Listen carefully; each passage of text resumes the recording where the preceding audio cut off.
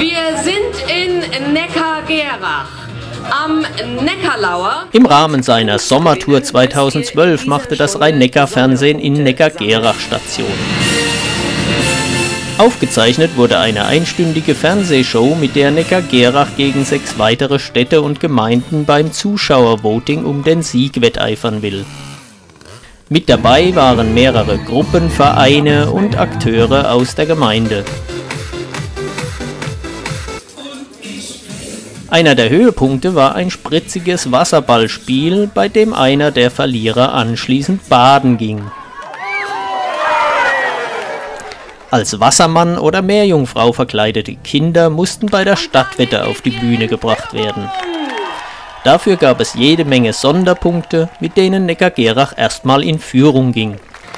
Das Telefonvoting bei RNF läuft von 31. August bis 9. September.